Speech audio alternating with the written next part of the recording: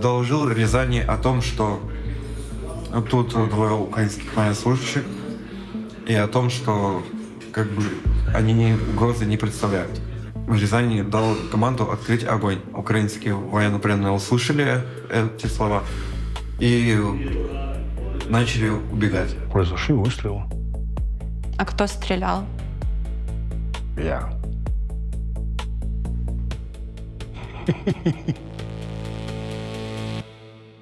Довічне позбавлення волі. Таке покарання отримав російський військовий Владимир Іванов. Він розстріляв 2 українських бійців у Курській області. Того ж дня українські сили спецоперацій захопили Іванова у полон. Ми поспілкувались із росіянином у слідчому ізоляторі. Иванов Владимир Николаевич в Российской Федерации. Родился в Севастополе. В цьому розслідуванні ми відтворимо картину того дня, коли 2 беззбройних тероборонівців Віктора Ляпоту та Івана Кондратюка, які склали зброю, стратили росіяни просто на полі бою. Ви в 24-му году підписали контракт, правильно? Да, в декабре. Ага. А можете рассказать, почему так решили, вообще, как это было?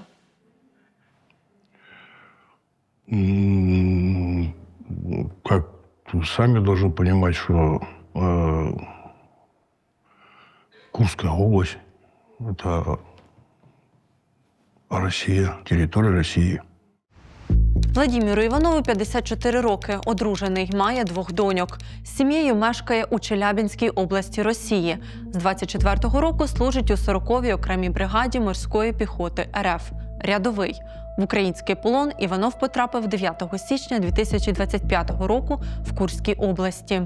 Вам було понятно, почему Украина решила начала операцию, в принципе, в Курской области. И сейчас как-то ваше мнение поменялось по поводу этого?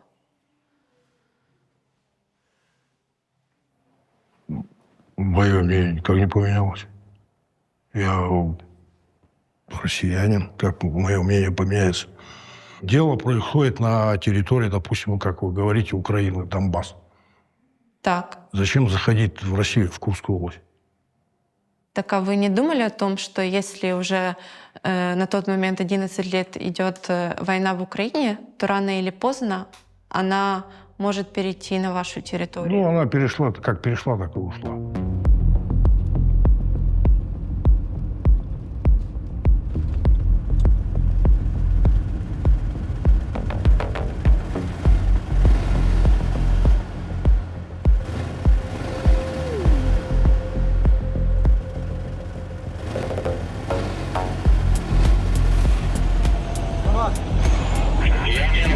Їдемо штурмувати. Словом, Боже, бережи нас, пожалуйста. Да, но когда началось, удивились в этот момент? Да нет. А что мне удивляться? Но все-таки ж пошли, контракт подписали, значит, какой-то порыв был. А когда контракт подписывали, была какая-то еще материальная мотивация это сделать? У меня? Да. Да нет. Материально. Я работал, я на стройке работал, прораб. Я получал больше, чем вот от контракта. То есть это была просто мотивация воевать? Да. Курская область Российской Федерации, правильно? Мотивация к чему? Пойти защищать Родину. Сам по себе я такой человек, что что-то касается моего, правильно, то надо защищать. Коли почалася операція, тобто вона була, понятно, знали тільки ті бригади, які повинні були наступати. Деякі там друзі, знайомі, вони мені казали, що чекайте, щось буде щось цікаве.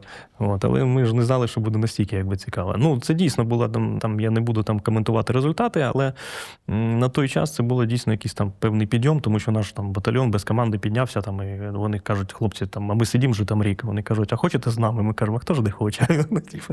І пішли туди. А з якого року Вітя пішов служити? Ой, з 23-го. Він як по мобілізації чи як там було? Так, на роботу прийшла повістка, і він не ховався нічого. Прийшла, там було написано, на яку годину з речами з'явитися, і він поїхав. Він міг, бо я інвалід другої групи, в мене все є довідка, все, але він сказав, я не буду ховатися, я піду. Він приходив в листопаді по пораненню, він був поранений в ногу. То геть, сход. А де поранення він отримав? На Корщині, ото 12 днів він побув тут вдома, то він, вважаю, від Марка й не відходив. Він Марко, із Марко в магазин, із Марко, він кругом з ним, то він ним жив. Він в нас народився, то нам було майже по 37 років, у нас така пізня дитина була. Він плакав з радості, що то такий син народився в такі роки. И после учений в декабре это еще было, да, или уже в январе? Вас отправили в Курскую... декабре. В декабре. В конце декабря? Где-то 25-го. Ну, там в деревню привезли, по деревне там жили, в домике там пожили, там. Дальше вы после Нового года переехали под село Гуево в Сучанском районе? Да, блиндажи, землянки копались. Ну, обустраивались как, приходят, как все, в лес пришли, окопались.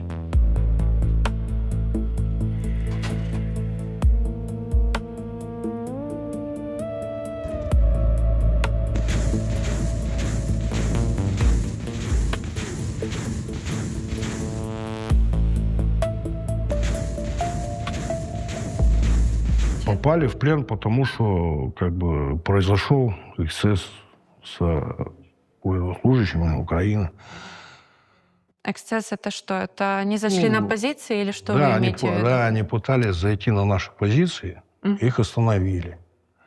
Вы остановили или кто? Остановил военнослужащий, который со мной был в российской армии. Он их остановил, сказал стоять, они остановились. Ну, еще спросил, кто такие. Я говорю, ну, партизаны. Но они были в форме? Я тоже могу сказать, что я партизан. Я не военнослужащий российской армии, я партизан. На русском разговаривали? Да. Но были в форме или как они были одеты? Ну, там вперемешку, там у них форма, штаны и какая-то накидка там была. А сколько их было? 2.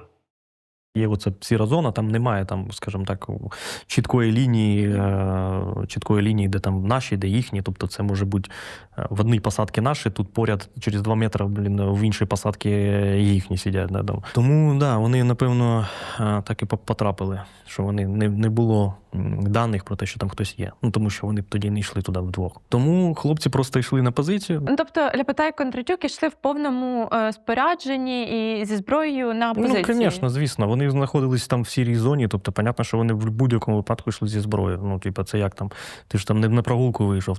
Я начал связываться с Рязанью, но насколько рацию я сделал громче, потому что Лебедь вел диалог достаточно громко, и чтобы услышать команду Рязани, я сделал рацию громче. Доложил Рязани о том, что тут 2 украинских военнослужащих, и о том, что как бы они угрозы не представляют. Рязани дал команду открыть огонь. И криком это все очень громко. То, что он по рации прям орал. После вот этих вот слов, как по рации, ну, видимо, украинские военнопленные услышали эти слова и начали убегать. Все, произошли выстрелы. А кто стрелял? Я. С чего стреляли? С автомата. Калашникова. Да, АК-47. Сколько в общем человек стреляло, можете сказать? 2. Вдвоем? С кем? Позывной сказать? Ну, скажите позывной. Лебедь. Лебедь. А какая судьба лебедя? Мертвый. Никаких просьб, ничего не было там. Они двигаться начали в хаотичном. Они двигались, и в сторону своих позиций как бы отходить начали, пошли. Они пошли в одну сторону, 2 украинских военных, или в разные? В разные. Вы стреляли в одну сторону, Лебедь стрелял в другую сторону? Да. Сколько примерно выстрелов было? Ну, по 10 там. Когда стрельба прекратилась, я вылез смотреть. Вот так вот стоял с левой стороны Ярый. Вот, я так понял, менял магазин, я перезаряжал в коем случае. И еще говорили брать украинских военных в плен только офицеров. Мы еще говорили, как мы поймем, офицер или не офицер, но на дистанции. Ну да. Мы же не можем этого понять. Он говорит, вы поймете. Вони беззастережно склали зброю, повністю були під владою супротивника і, відповідно до Женевської конвенції, мали статус військовополонених з цього моменту. Досудове розслідування щодо командира на цей час триває. Дійсно, військовослужбовці Збройних сил Російської Федерації отримали наказ на вбивство військовополонених. Вони доповіли про це своєму безпосередньому командиру і отримали відповідний наказ про розстріл військовополонених. Страчені росіянами Віктор Ляпота та Іван Кондратюк служили у 241-й бригаді територіальної оборони.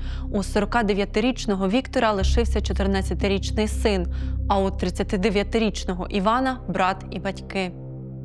А як ви дізналися про те, що загинув?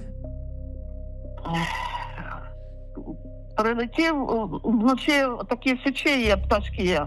Прилетів, і в мене під хатою, тут де я сплю на углу, там антенна була причеплена. І сидить, почав кричати: поховав, поховав, поховав. Це, думаю, хто вмер? 2 ночі підряд кричав. Я це не могла поняти. Потім мені подзвонили волонтери з Сум.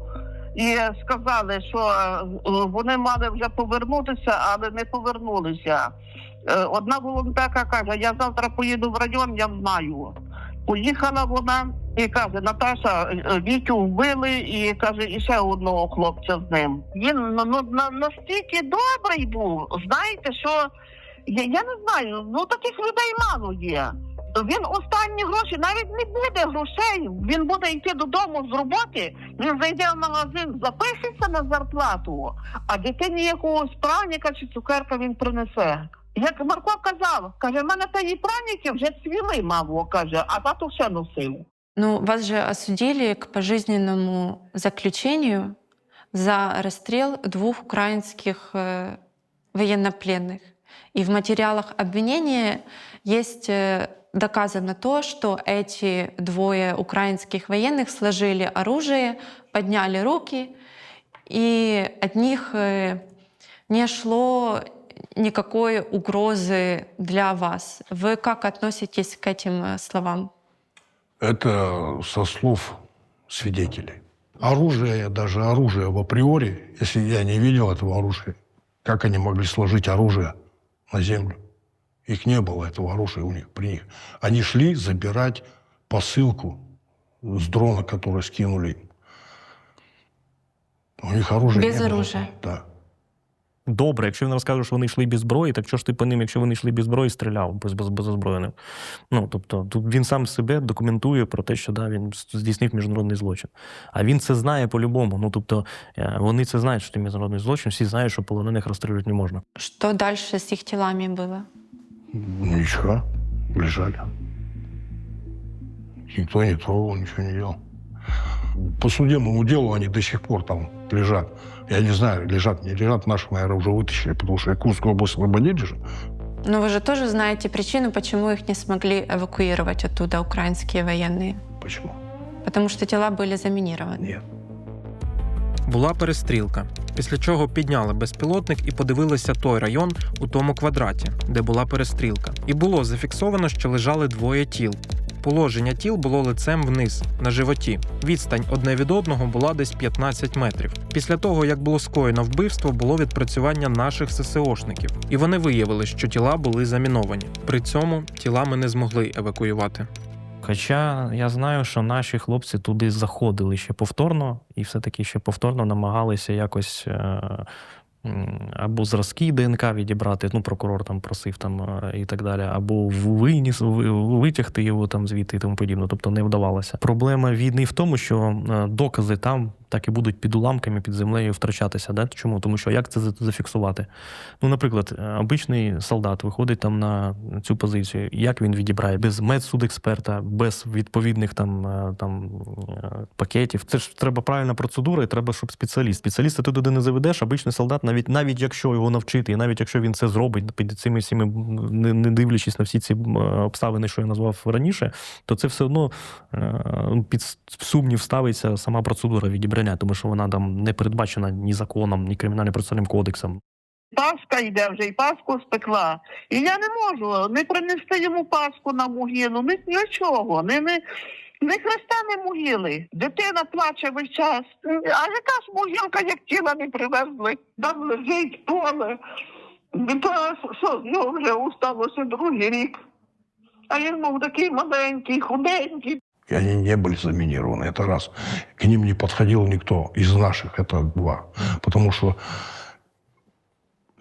после всего случившегося уже налетели дроны, когда начали нас разбирать там все. И Баба Яга там залетала к нам, разбирала нас. Все блиндажи нам поразбирала. Вот. Мы не могли высунуться оттуда. Не могли вылезти. А потом где-то минут через 15 уже зашли как бы... Українські воєнні к вам? Да. Там одного, потом второй, потом третий. Там мы в пивечке летали. Одна за одной. Я крики слышу. Я слышал, как парни падали, кричали. Там моментально все было. Взрыв, крик и тишина. А сколько примерно длился этот обстрел, и FPV, и минометный? Час примерно. Час. Угу. И уже через час зашли к вам на позиции украинские военные, или сколько да. времени прошло? Да. Но вы в тот момент понимали, что, в принципе, вам повезло, потому что вы-то еще в плен попали, а 3 человек погибло. Это понятно. Я Владимир Николаевич, я з 40-го бригада морської піхоти. Під час досудового розслідування обвинувачений, на той час ще підозрюваний Іванов не визнавав свою вину і визнав вину фактично тільки під час судового розгляду. Обвинувачений, вам надається можливість виступу за останнім словом. Просіть. Ви маєте проситися. Можете проситися. На загальному. Такого Дядиченко. Це жизненно. Я попрохав позбавлення його. Ні, проситися. Ну, більше могу попросить вас. Что вы я наказываю? Симос. 20 лютого 2026 року колегія суддів Шевченківського райсуду Києва засудила Владимира Іванова до довічного позбавлення волі. Суд вважає, що розкаяння Іванова було нещирим. Скажіть, ви жалкуєте про свої дії? Вы признали свою вину в полном объеме. Вы сожалеете об этом? Да, сожалею. О своих действиях. О своих действиях сожалеете? Да. Вы раскаиваетесь? Да, раскаиваюсь. А сейчас сделали бы то же самое, если бы знали, что так вот окажетесь в плену, вас осудят к пожизненному? Сделали то же самое, подписали контракт? Так я в плену. Как я мог подписать? Не, я спрашиваю, если сейчас представить, что вы снова в 24 году, и нужно это решение принимать, оно было таким же или нет? Ну, конечно. Подписывали бы. А почему? Не знаю.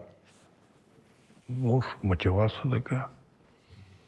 Может, сам по себе человек такой. А думали о том, что если все-таки не поменяют, и надо будет сидеть на пожизненном в Украине? Да и... Как вам сказать? Я думаю, все равно поменяю. Потому что украинских там солдат тоже сидит достаточно. До цього часу Україна не здійснювала обмін військовополонених, які засуджені за вчинення тяжких чи особливо тяжких злочинів.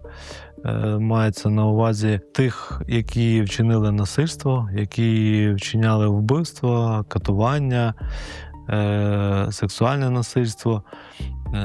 Тобто такі військовослужбовці, вони продовжують відбувати покарання на території України після свого засудження.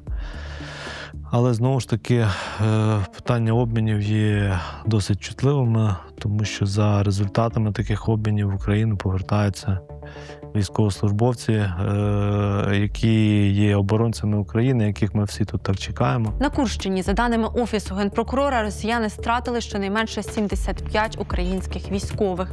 Це 1/4 частина від усіх страт на полі бою від початку повномасштабного вторгнення. 9 росіянам вручили підозри, 5 вже мають вироки. З них 3 в українському полоні, а 2 засуджені заочно. Як бачимо, страчувати беззбройних військових – це системна практика росіян. Не брати у полон – прямий наказ від командування, який російські солдати виконують без роздумів чи вагань. Росіянин Владимир Іванов, усвідомлюючи, що скоїв воєнний злочин, спершу все заперечував. Проте покази свідків та інші зібрані слідчими докази врешті не лишили йому вибору. Тож Іванов в усьому зізнався. Тіла страчених українців Віктора Ляпоти та Івана Кондрачука поки що не передавали в Україну під час репатріацій, тож вони і досі мають статус зниклих безвісти, а рідні не можуть прийти на їхні могили. Знаєте, все одно мені та Вітю не верне. Але, а з другої сторони, що довічно дали, то знаєте, багато наших хлопців, що Росія дала довічне, може обміняють на нашого хлопця, і може хтось вернеться звідти, то може хоч на якусь людинку обміняють, що додому прийде, бо ж всі ж вдома ждуть. Вітю ж я тим не поверну, знаєте, що він буде сидіти тут і наїдати щоки, бо їх же ж тут кормлять, як не знати що, то наші там хлопці голодують.